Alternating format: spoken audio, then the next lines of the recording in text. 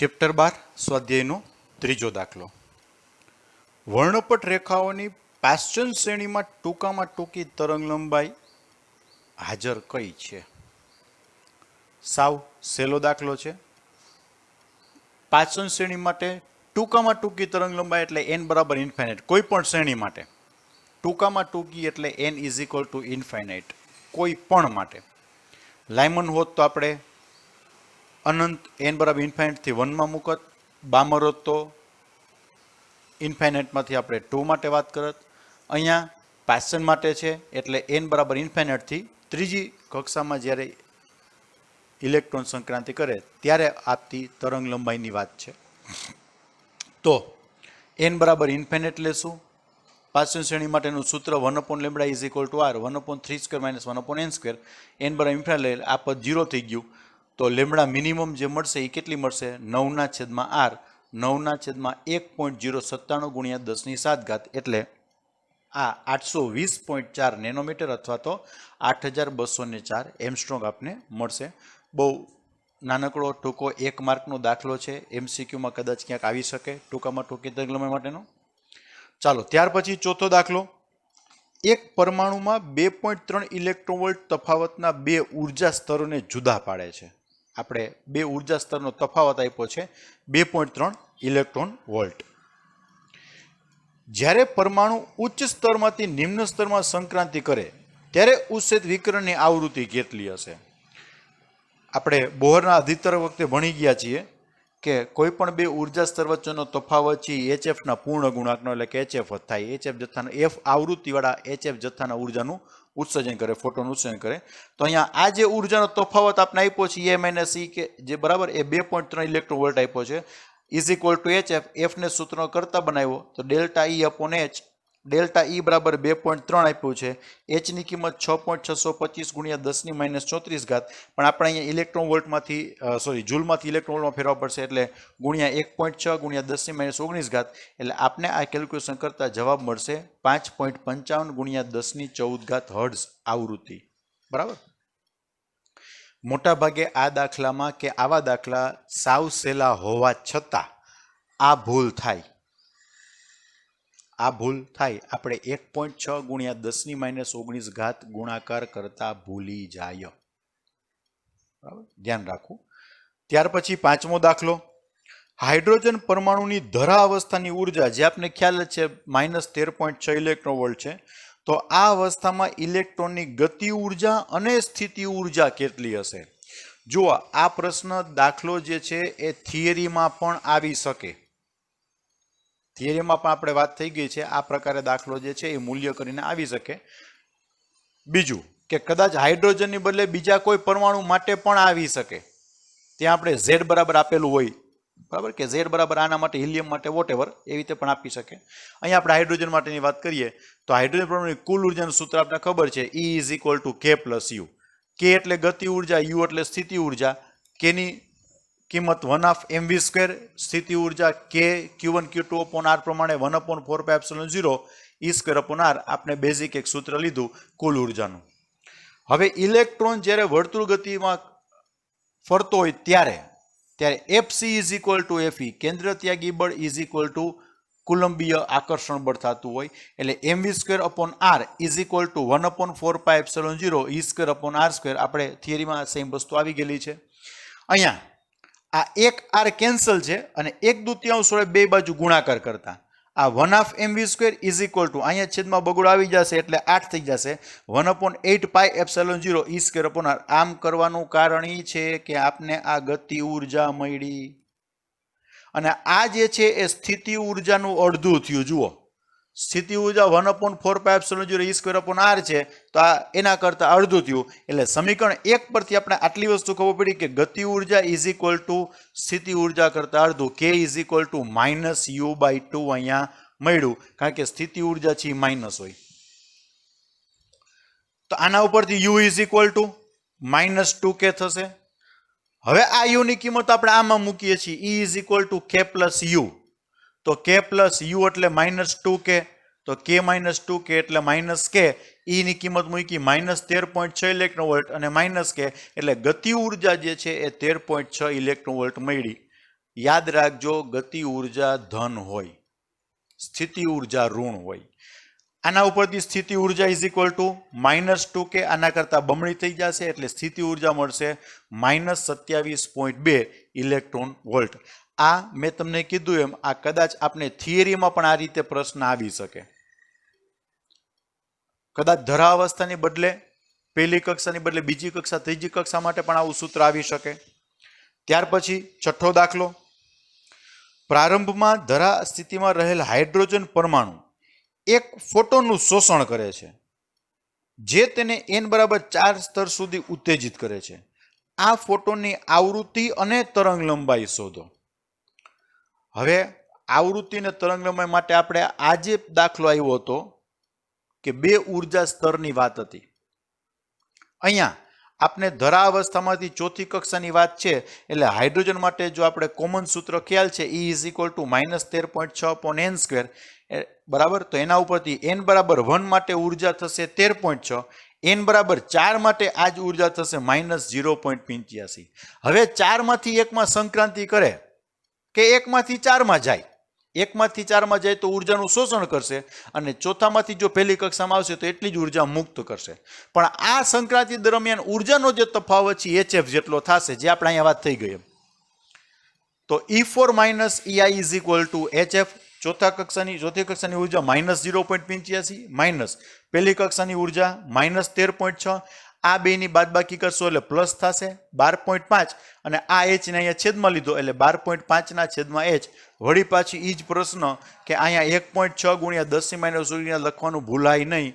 તો આ એ 12.75 એને ગુણ્યા 1.6 × 10⁻⁻⁰ h ની કિંમત 6.625 એને ગુણ્યા 10⁻⁻34, એટલે આવૃત્તિ આપને આવશે 3.1 × 10⁻15.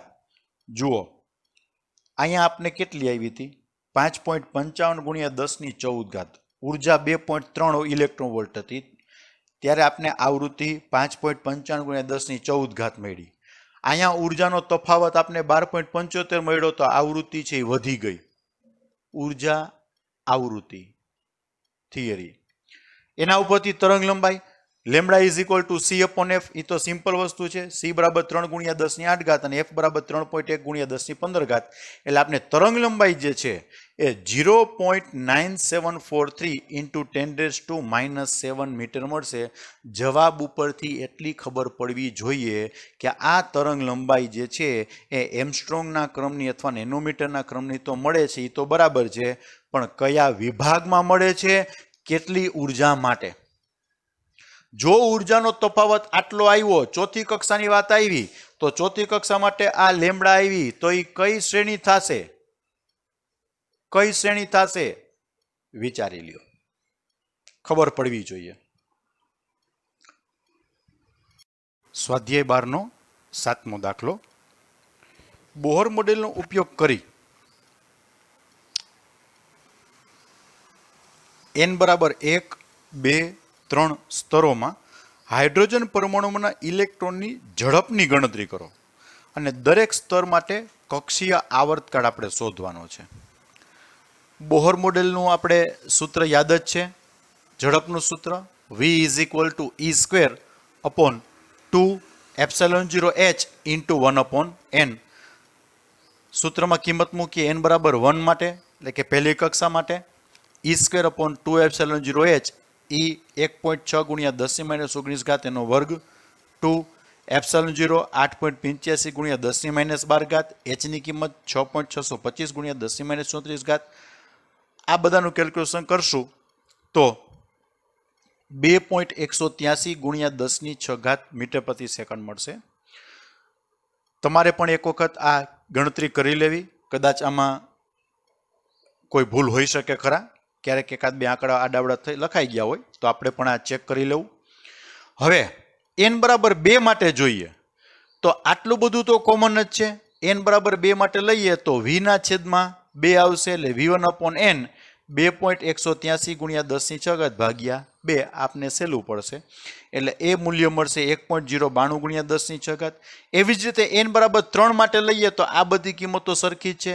n ની કિંમત 3 મૂકીએ એટલે v1/3 થઈ જશે 2.183 ગુણ્યા 10 ની 6 ઘાત છેદમાં 3 એટલે એ કિંમત મળશે આપને 0.728 ગુણ્યા 10 ની 6 ઘાત.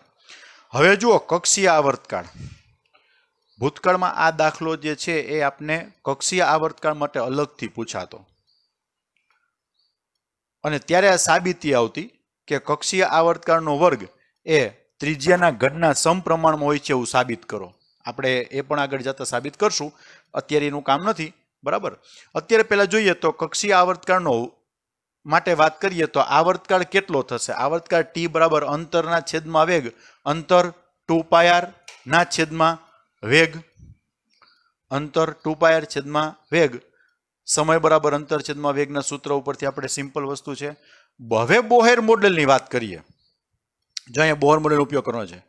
બોહર મોડેલ પ્રમાણે જો યાદ હોય તો r is proportional two n² કહી શકાય અને v પ્રોપોઝનલ ટુ 1/n. તો આમાં 2π તો અચળ પદ છે, r ચલે છે n² મૂકીએ અને v is equal two 1/n મૂકીએ એટલે ટોટલ આવર્તકાળ જે છે એ પ્રોપોઝનલ ટુ n નો ઘન થઈ જશે. જે n બરાબર મળે છે એનો ઘન. બોહર મોડેલમાં આ બંને વસ્તુ આપણે થિયરીમાં સાબિત કરેલી છે. ત્રિજ્યા n² ના સમપ્રમાણમાં છે, વેગ 1/n ના સમપ્રમાણમાં છે. આના ઉપરથી આવર્તકાળ પ્રોપોઝનલ ટુ n³ થશે. હવે આવર્તકાળનું જે આપણું સૂત્ર છે એમાં આમાં n બરાબર 1 માટે વાત કરીએ તો r1 આવશે અને v1 આવશે 2πr1/v1. હવે પહેલી કક્ષાની ત્રિજ્યા આપણે યાદ રાખવી. આ દાખલો એવો છે કે આમાં તમને r ની કિંમત નથી આપી. આ દાખલો એવો છે કે તમને r ની કિંમત નથી આપી એટલે આપણે આ ખાસ ધ્યાન રાખવું કે r જે છે એ પહેલી કક્ષા માટે હાઇડ્રોજન માટે આ મૂલ્ય યાદ રાખવું. જે મેં અહીંયા લખેલું છે 0.53 ગુણ્યા 10 ની -10 ઘાત. એ કિંમત આપણે અહીંયા મૂકશું. 2π એટલે 6.28, r1 0.53 ગુણ્યા 10 ની -10 ઘાત, v1 એટલે 2.183 ગુણ્યા 10 ની 6 ઘાત. આનું કેલ્ક્યુલેશન કરશું એટલે મૂલ્ય મળશે 1.524 ગુણ્યા 10 ની -16 ઘાત. જરાક વિચારજો, -16 ઘાત સેકન્ડ આટલા સમયમાં તો એક ચક્કર પૂરું કરી નાખે છે ઇલેક્ટ્રોન. કેટલો ઝડપથી ફરતો હોય છે, થાકી નહીં જતો હોય તો. હાલો હવે n બરાબર 2 માટે વાત કરીએ તો t પ્રોપોઝનલ ટુ n³ છે એટલે n નો ઘન ઇન્ટુ t1, 2 નો ઘન 8, 8 ઇન્ટુ t1 એટલે જે છે એના કરતા 8 ગણું થઈ જશે. 1.524 એને ગુણ્યા 8 કરશો એટલે આ મૂલ્ય મળશે 12.19 ગુણ્યા 10 ની -16 ઘાત. એવી જ રીતે n બરાબર 3 કરશું તો n નો ઘન છે એટલે 3 નો ઘન 27 ઇન્ટુ t1 એટલે t3 બરાબર મળશે 41.14 ગુણ્યા 10 ની -16 ઘાત સેકન્ડ. એટલે કે ખૂબ જ ઓછા સમયમાં એ એક ચક્ર પૂરું કરી લે છે. આવૃત્તિ ખૂબ જ મોટી મળતી હોય છે. આપણે આગળ જોયું ને આવૃત્તિ 10 ની 15 ઘાતના ક્રમની ક્યાંક આગળ દાખલામાં મળતી હતી. એટલે ખૂબ જ ઝડપથી ફરતો હોય છે, બહુ ઝડપથી. ત્યાર પછી 8મો દાખલો સાવ સહેલો દાખલો છે. હાઇડ્રોજન પરમાણુની સૌથી અંદરની ઇલેક્ટ્રોન કક્ષાની ત્રિજ્યા એટલે કે સૌથી પહેલી કક્ષાની ત્રિજ્યા આપી છે 5.3 ગુણ્યા 10 ની -11 ઘાત આપેલી છે. હવે તો કે n બરાબર 2, n બરાબર 3 કક્ષાની ત્રિજ્યા કેટલી હશે? તો સાવ સહેલું છે. આપણે બોહર મોડેલમાં ભણી ગયા હમણાં કે r પ્રોપોઝનલ ટુ n² છે. તો n બરાબર 1 માટે તો આ હતું, n બરાબર 2 માટે કરીએ તો 2 નો વર્ગ એટલે 4r થશે. 4 ગુણ્યા 5.3 એટલે 21.2 ગુણ્યા 10 ની -11 ઘાત. એવી જ રીતે n બરાબર 3 માટે વાત કરીએ તો 3 નો વર્ગ 9r1 એટલે આ મૂલ્ય મળશે 4.77 ગુણ્યા 10 ની -10 ઘાત.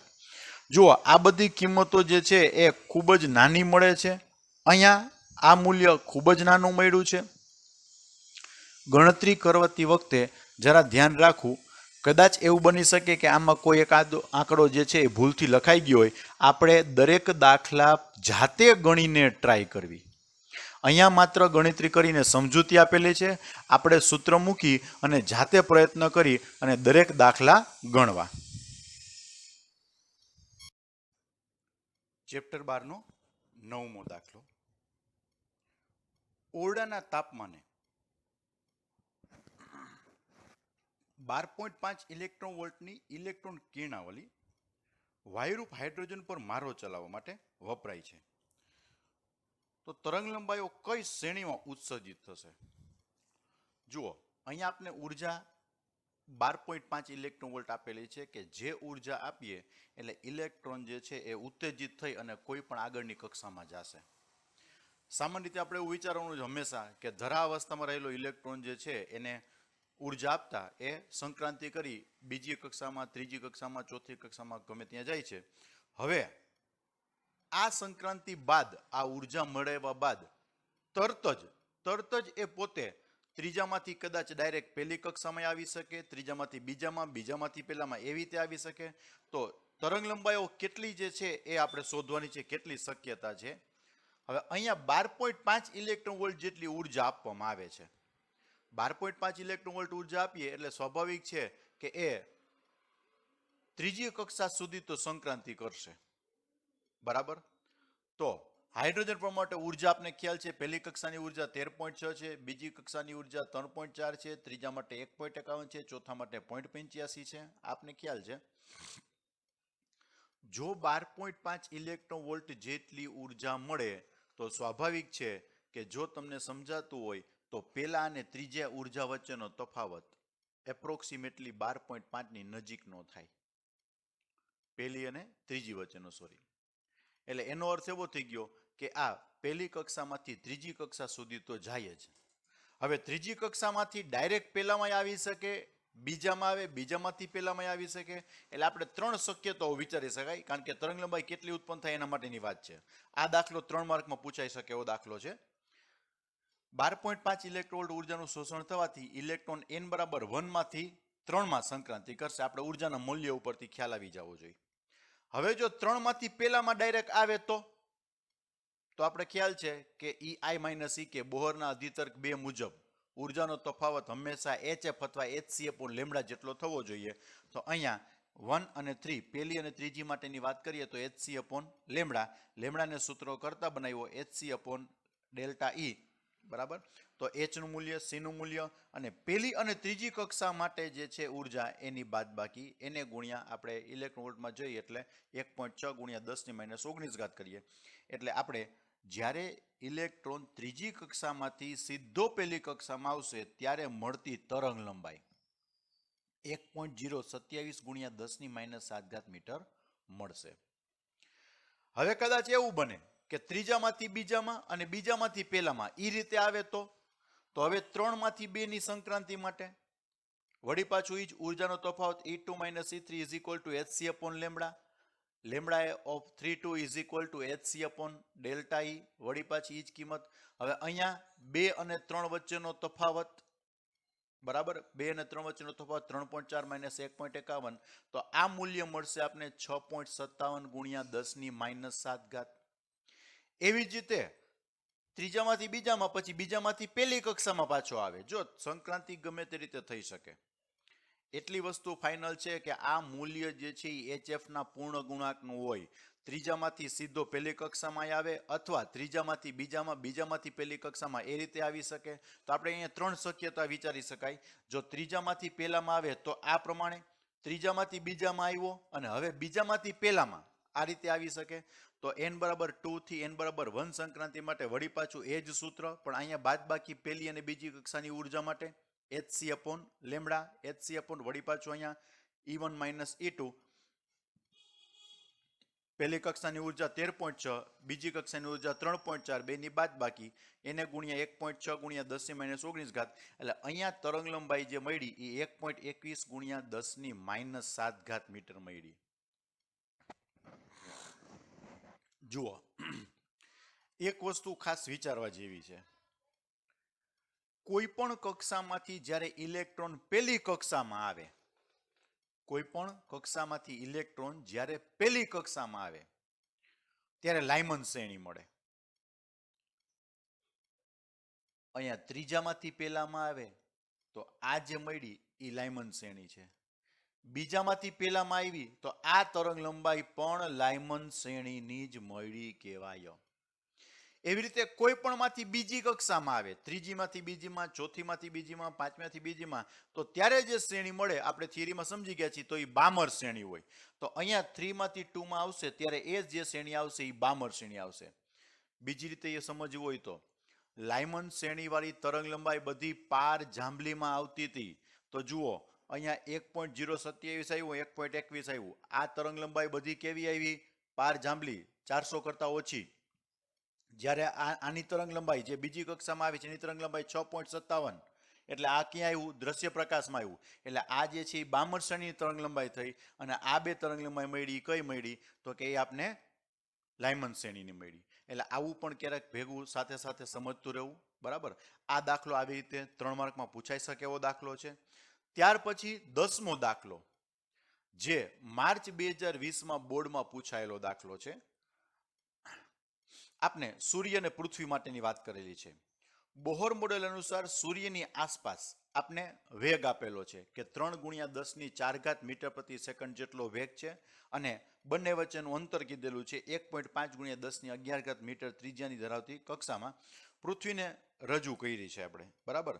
તો હવે એના માટે ક્વોન્ટમ નંબર શું થાય? જે બોહરનો અધિતર્ક હતો, બોહર જ્યારે આપણે પરમાણુ માટે વાત કરતા હતા, ન્યુક્લિયસની ફરતે ઇલેક્ટ્રોન જ્યારે ફરે છે એના માટે જે ક્વોન્ટમ નંબરની વાત કરતા હતા એ જ વસ્તુ હવે સૂર્ય અને પૃથ્વીની વાત છે. સૂર્યને આપણે ન્યુક્લિયસની જેમ લેવાનું છે, પૃથ્વીને આપણે ઇલેક્ટ્રોનની જેમ લેવાની છે. સૂર્યની ફરતે પૃથ્વી ફરે છે, ન્યુક્લિયસની ફરતે ઇલેક્ટ્રોન ફરે છે, એ જ રીતે. તો અહીંયા એના માટે ક્વોન્ટમ અંક અથવા ક્વોન્ટમ નંબર કેટલામો થાય એની પણ કક્ષા થાય. તો એના માટે કેટલો થાય? તો બોહરના અધિતર્ક મુજબ આપણે ખ્યાલ છે કે કોઈ ઇલેક્ટ્રોન શક્ય એવી કોઈ પણ કક્ષામાં ભ્રમણ કરી શકે જેમાં એનું કોણીય વેગમાન h/2π ના પૂર્ણ ગુણાંકનું હોય. એટલે બોહરના અધિતર્ક મુજબ કોણીય વેગમાન h/2π ના પૂર્ણ ગુણાંક એટલે કે nh/2π હોય. કોણીય વેગમાન L = mvr nh/2π. આપણે ક્વોન્ટમ નંબર n નું કામ છે.